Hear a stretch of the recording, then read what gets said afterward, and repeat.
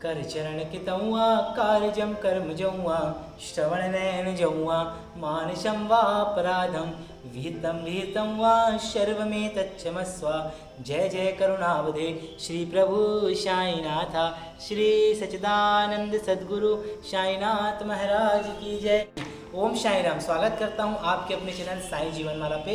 मैं हूं राम गुप्ता। आज हम आपको श्री साई ज्ञानेश्वरी के अध्याय 2 कर्म की पावन कथा आप लोगों को सुनाने जा रहे हैं। कर्म क्या है, कर्म कैसा करना चाहिए, इस ज्ञानेश्वरी के अध्याय में सभी बताया गया है। तो आप सभी इसे ध्यान से सुने और इस कथा को सुनने के बाद बाबा से बोलें कि बाबा हम अपने कर्मों को सुधारेंगे और आपके बताए गए मार्ग और आपके बताए गए राह पर हम चलेंगे और हम सभी पे अपनी अपार कृपा बरसाए रहे। बाबा आप सभी साई सच्ची ज्ञानेश्वरी के इस महाग्रंथ का अगर पाठ सुन रहे हैं तो कृपया बीच में ना छोड़ें और इसे अंत तक देखें, क्योंकि अगर आप इसे आखिरी तक देखेंगे तो बाबा की अपार कृपा आप पर होगी। और अधिक से अधिक लोगों में शेयर करें ताकि सभी भक्त बाबा के इस ज्ञानेश्वरी के अध्याय का पाठ को श्रवण कर पुण्य के भागी बने और आपके ऊपर भी बाबा की कृपा प्राप्त हो, ताकि बाबा आपकी सारे कष्टों और संकटों को दूर कर दे। हम बाबा की यह पावन कथा बाबा की द्वारिका माई से साईनाथ महाराज को सुना रहे हैं। बाबा तो सुन रहे हैं तो आप भी सुनिए, समय निकालिए और बाबा की इस कथा को पूरा सुनिए। तो चलिए शुरुआत करते हैं ज्ञानेश्वरी के अध्याय 2 कर्म की आगे की कथा के। जो दूसरों से धनराशि लेकर उसे डुबो दे यानी वापस ना लौटाएं, और जो दूसरों से धनराशि लेकर अपनी धनराशि बढ़ाने के लिए उसे रोक कर रखें, जो अपनी प्रशंसा यत्र तत्र करता रहे और जो साधु सज्जनों की निंदा करे वह भव भव के बंधन बांधता है। जो अपनी प्रतिष्ठा बढ़ाने के लिए साधु संतों के विषय में निंदापूर्ण वचन उगले और स्वयं को पूज्य एवं वरिष्ठ संत बताए, इस बतरह का अनीति पूर्ण कृत्य करने वाला व्यक्ति अपने भव भव के बंधन बांधता है। और जो परमार्थ करे उसमें भी परपंच शामिल हो, और जो पुरुषार्थ करे उसमें भी परपंच शामिल हो, जिसका चित्त दिन रात परपंच में लीन हो, वह व्यक्ति भव भव के बंधन बांधता है। जो अपने मित्र को धोखा दे उसका द्रोह करे, जो गुरु के साथ बैर विरोध रखे और जो वेदों और शास्त्रों के वचनों में श्रद्धा विश्वास ना रखे वह अपना स्वयं नाश करता है और भव भव के बंधन को बंधता है। जो व्यक्ति अनेक धर्म ग्रंथ पढ़ता है, ग्रंथों का पाठ करता है, परंतु जिसका अंतर मन शुद्ध नहीं है वह भव भव के बंधन बांधता है। और जो भव भव के बंधन बांधता है उसे हजारों वर्षों तक सद्गति प्राप्त नहीं होती। वह ऐसी निम्न योनियों में चला जाता है जहाँ उसे किसी संत की पावन वाणी भी दुर्लभ है। वह ऐसे यमलोक में चला जाता है जहाँ उसे अनंत यातनाएं एवं कष्ट भोगने पड़ते हैं। हे नाना, अब मैं तुम्हें मुमुक्षु के लक्षण बताऊंगा, यानी जिसे ईश्वर से मिलने और मोक्ष पाने की इच्छा हो उसकी प्रकृति और स्वभाव के बारे में जानकारी दूंगा। तुम मेरे कथन पर ध्यान दो, उसे विश्वास एवं सद्भाव से सुनो। जो बद्ध स्थिति के कांटों का अनुभव कर चुका हो, यानी जो संसार के जन्म मरण के चक्र एवं जीवन में आगता व्यथा का स्वाद चख चुका हो, जो सत्य और असत्य का अंतर जान गया हो, यानी जिसे यह ज्ञान हो गया है कि ईश्वर सत्य है और जगत मिथ्या है, जिसके मन में सत्य ईश्वर से भेंट करने की इच्छा जग गई हो, उसे मुमुक्षु जानो। जिसके मन में सज्जनों का संग करने की इच्छा उत्पन्न हो गई है, जिसे यह चमक दमक वाला संसार झूठा मिथ्या एवं सारहीन जान पड़ता हो, और वह जगत में माया के प्रपंच में देखकर इसका मन ऊब गया हो, उसे मुमुक्षु जानो। जो प्रारब्ध के अनुसार प्राप्त इस शरीर को प्रसन्नता से स्वीकार करता है, उसमें संतुष्ट रहता है, उसे मुमुक्षु मानो जिसे पाप कर्म में प्रवृत्त होने से पहले ही डर लगता है, जो असत्य वचन बोलने से पहले ही हिचकिचाने लगता है, उसे मुमुक्षु मानो। पूर्व में किए हुए पाप कर्मों के प्रति जिसे पश्चाताप हो, उनके प्रति सच्चे मन से उसके हृदय में ग्लानि के भाव उत्पन्न हो। अतीत में चाहे वह नीच एवं पतित ही क्यों ना रह जाए, किंतु उसे मुमुक्ष जानो। देखा आपने बाबा कैसे भक्तों का बता रहे हैं, वर्णन कर रहे हैं नाना साहब चंदोरकर को। देखिए बाबा की यह पावन कथा कोयल मैना सब सुन रहे हैं, आवाज़ आप सुन सकते हैं और आनंद ले रहे हैं। तो जब वह इतने आनंद से सुन रहे हैं तो आप भी सुनिए और बाबा की कथा का आनंद लीजिए। जो एक क्षण भी सत्संग से दूर होना नहीं चाहता, जिसकी जीव निरंतर श्री हरि के नाम जप का रस्सा साधन करना चाहती है, उसे साधक मानो। जो संसारिक विषयों एवं शारीरिक वासनाओं को विष के समान अनर्थकारी मानता हो और अध्यात्म विद्या की प्रतिदिन साधना करता हो, उस दिशा में प्रयत्नशील व्यक्ति साधक है। जो एकांत में स्थान ग्रहण कर ले और वहाँ धुनी रमाकर ईश्वर का ध्यान कर ले, ऐसे करने वाले को साधक के पद पर आसीन मानो।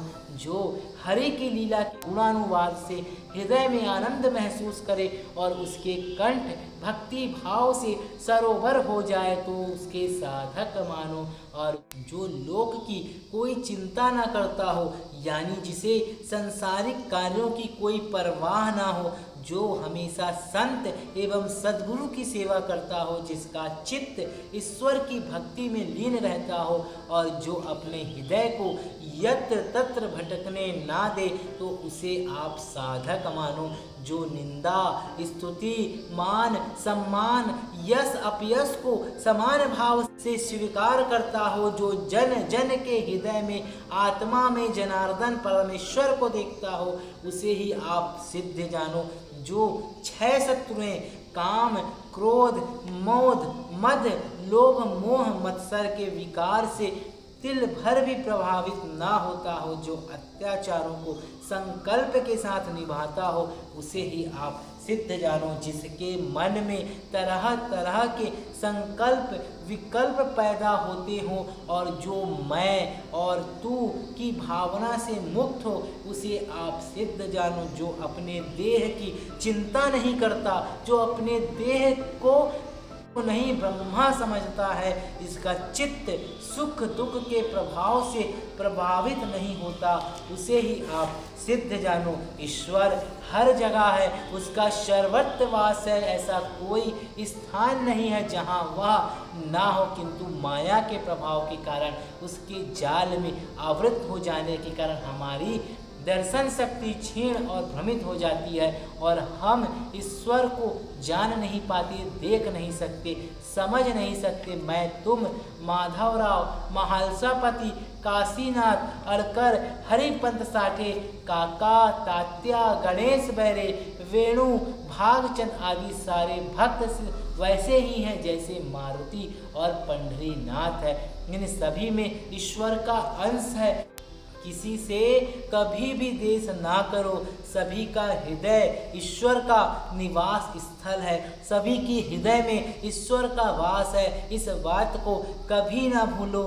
ऐसी समझ आने के बाद अपने आप तुम्हारे अंदर निर्भरता की भावना का उदय होगा। फिर तुम सभी को समभाव से देखोगे, शत्रु भी तुम्हारे मित्रवत दिखाई पड़ेंगे। ऐसी भावना को धीरे धीरे साधो, इसका निरंतर विकास करो। तो आपने देखा कि बाबा ने कैसे बताया कि हर कण कण में ईश्वर का वास है और जो जहाँ उसे महसूस करेगा बाबा उसे वहाँ दर्शन देंगे। और मनुष्य का चित्त चंचल होता है, उसे स्थिर एवं शांत करने का प्रयास करना चाहिए। जिस प्रकार एक मक्खी घूमते रहती है, कभी यहाँ तो कभी वहाँ जाकर बैठती है, परंतु अग्नि का ताप महसूस करते ही वहाँ से वापस विपरीत दिशा में तेजी से भागती है, उसी प्रकार व्यक्ति का मन संसारिक रंगीनियाँ देखकर भटकता है, कभी इधर तो कभी उधर जाकर रम जाता है, परंतु ब्रह्मा का आवाज पाते ही वह ब्रह्मा से दूर भागने लगता है। इधर उधर आकृष्ट होने वाले मन को जब तक ईश्वर की ओर न खींचा जाए तब तक मन जन्म मरण की यात्रा चलती रहती है। हे नाना, तब तक भव का बंधन समाप्त नहीं होगा। इसे समाप्त करने के लिए हमें इसी मानव जन्म में प्रयास करना चाहिए। इसके लिए मानव योनि ही सबसे अधिक उपयुक्त है। आगे ऐसा अवसर दोबारा मिले या ना मिले कहना कठिन है। मन को स्थिर करो। मूर्ति की पूजा करते समय जिस प्रकार चित्त को स्थिर करते हो, वैसे ही चंचल मन को स्थिर करो। तुम्हारे हृदय में परमेश्वर विराजमान है, वह कहीं अन्यत्र नहीं। मन स्थिर कर उसकी आराधना करो, इससे मन एकाग्र होगा। मन की एकाग्रता के बिना ईश्वर की प्राप्ति संभव नहीं है। मानसिक स्थिरता के बिना भव बंधन से मुक्ति होना संभव नहीं है। व्यक्ति को आध्यात्मिक ग्रंथों का पाठ करना चाहिए, अनुशीलन करना चाहिए, उसकी शिक्षा पर ध्यान देना चाहिए और उसे अपने जीवन में उतारना चाहिए। सभी विद्याओं में आत्मविद्या सर्वाधिक महत्वपूर्ण है और आत्मविद्या देवताओं में ब्रह्मा के समान है और पर्वतों में सुमेरु के साथ जैसा है। जो इसे अपने हृदय पर अंकित कर लेता है, मुक्ति स्वयं उसके पास चलकर आती है और ईश्वर को भी उसके सामने झुकना पड़ता है। अध्यात्म विद्या की पायदानों पर आगे बढ़ना अत्यंत कठिन है, किंतु हे नाना, मैं तुम्हें मोक्ष मार्ग पर चलने का एक अन्य सरल तरीका बताता हूँ। तुम मारुति, हरिपंत, बैरे, काका, तात्या आदि भक्तों की इस आसान तरीके का अनुसरण करना चाहिए ताकि मोक्ष की दिशा में प्रयाण हो। प्रतिदिन सिद्ध पुरुष के दर्शन करो, उनकी नीति के अनुसार चलो, तुम्हें जागरूक करते रहेंगे और आगे बढ़ाएंगे। इससे तुम पुण्य प्राप्त करोगे। जीवन की सांझ ढलने के समय तुम्हारा अंतःकरण शुद्ध रहेगा और जीवन के अंतिम समय में किसी प्रकार की कोई इच्छा ना रखो।